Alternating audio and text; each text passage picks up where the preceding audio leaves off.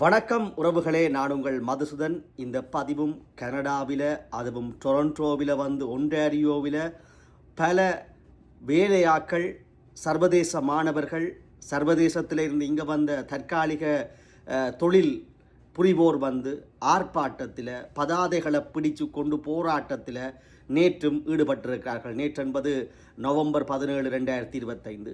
என்ன காரணம், எதற்காக, ஏன் அப்படி அள்ளுகொள்ளையாக போராட்டத்திலே ஈடுபட்டிருக்கிறார்கள், ஆர்ப்பாட்டத்திலே ஈடுபட்டிருக்கிறார்கள்?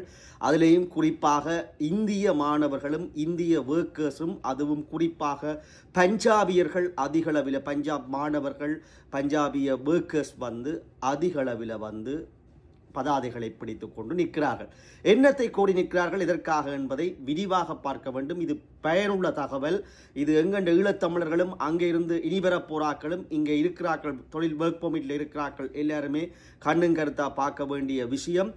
பிரியோசனம் என்ற மற்றாக்களுக்கு இதை பகிர்ந்து விட வேண்டும். யூடியூப், தயவு செய்து யூடியூப் தளத்தினூடாக இந்த டிஸ்கிரிப்ஷனில் யூடியூப்பினுடைய லிங்க் இருக்குது, நீங்கள் அமர்த்தி அதை சப்ஸ்கிரைப் பண்ணுங்கள். ஏன்னா வியூஸ் போகுது, ஆனால் ஒருத்தருமே ஃபாலோ பண்ணுறீங்க இல்லை, அதான் பிரச்சனை.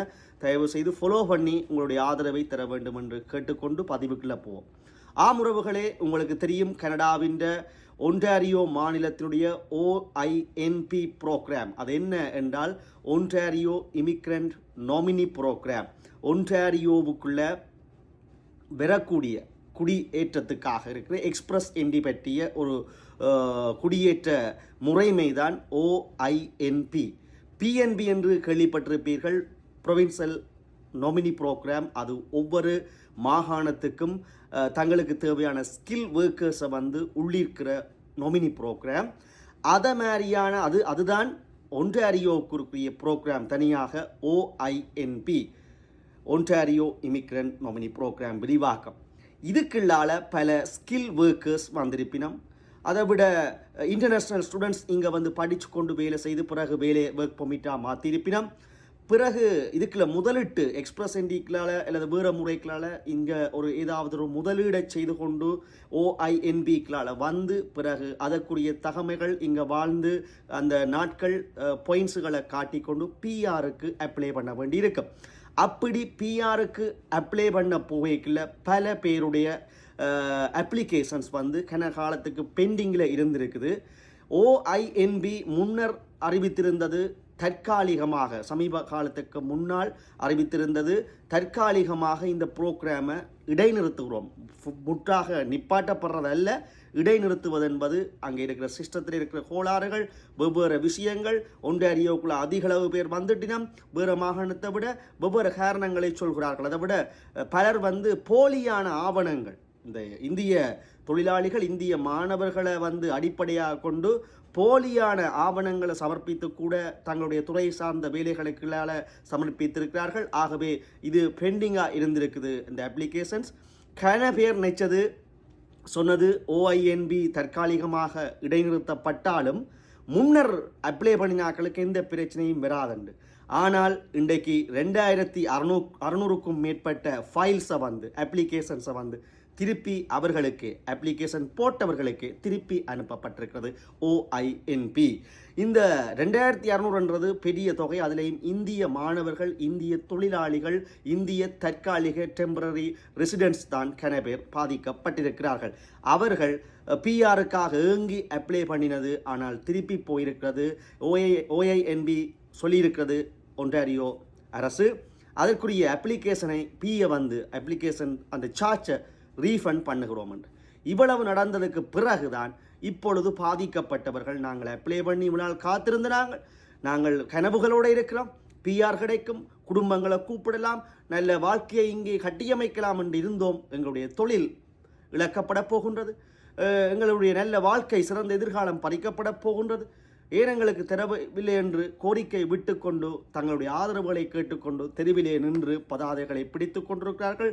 நேற்று ஆரம்பமாகியது சமூக வலைத்தளங்களினூடாக ஆதரவை பெற்றார்கள். பல இந்திய மாணவர்கள் ஒன்று கூடினார்கள். அதைவிட இரவும் அந்த போராட்டம் தீவிரம் பெற்றிருந்தது, ஆர்ப்பாட்டம். அதைவிட இன்றும் அதை தொடர்கிறதா என்பதை நாங்கள் இனி உன்னிப்பாகத்தான் பார்க்க வேண்டும். உறவுகளே, OINP பற்றி மிகச் சுருக்கமாக சொல்லியிருக்கிறேன்.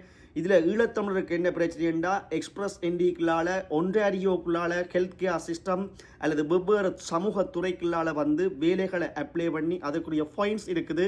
ஹட் ஆஃப் ஃபைன்ஸ் அந்த குழுக்கள் அந்த ட்ரோவில் வந்து நீங்கள் வெற்றி அடைந்து கொண்டு எக்ஸ்பிரஸ் என்டிக்குள்ளால் இங்கே பிஆரோட வரலாம், வந்து பிஆரை பெற்றுக்கொள்ளலாம். அது ஒன்டாரியோ அரசு வந்து அந்த ஓஐஎன்பி ப்ரோக்ராமை தற்காலிகமாக இடைநிறுத்தி இருக்கிறது. அப்ளை பண்ண முடியாது. அப்ளை பண்ணின ஆட்களுக்கும் திருப்பி அனுப்பி அதற்குரிய அப்ளிகேஷன் ஃபீயையும் ரீஃபண்ட் பண்ணுகிறார்கள். இதை முதல் எங்களுடைய இலங்கையில் இருக்கிற ஆட்களும் அறிந்து கொள்ள வேண்டும். நீங்கள் ஆன்லைன் தளத்தில் வந்து பார்த்து கொண்டிருக்கணும் எப்போ இனி இது ஓப்பன் ஆகும். அதற்கு தகமை உள்ளவர்கள் அதுக்குள்ளே போய் நீங்கள் அந்த ஃபைன்ஸை வந்து அந்த உள்ளுக்குள்ளே போய் போட்டு உங்களுடைய எஜுகேஷன் குவாலிஃபிகேஷன் மற்றது வெவ்வேறு ஆங்கில திறமைகள் எல்லாத்தையும் நீங்கள் ஃபீட் பண்ணி எவ்வளவு பாயிண்ட்ஸ் வருகுது என்றெல்லாம் பார்த்து நீங்கள் தயாராக இருக்க வேண்டும். இனி அப்ளை பண்ணக்கூடியாக்கள் அதை வந்து தயார் நிலையில் வச்சிருக்க வேண்டும். ஏன் இதை எப்படி செய்யணுமெண்டா அவர்கள் சொன்ன காரணங்கள், ஒன்று இந்த முறையில் ஓஐஎன்பியில் வந்து ஒரு சில ஒழுங்கமைப்புகளை செய்ய வேண்டும். அதை விட சில போலியான ஆவணங்களோட இவர்கள் இருக்கிறார்கள்.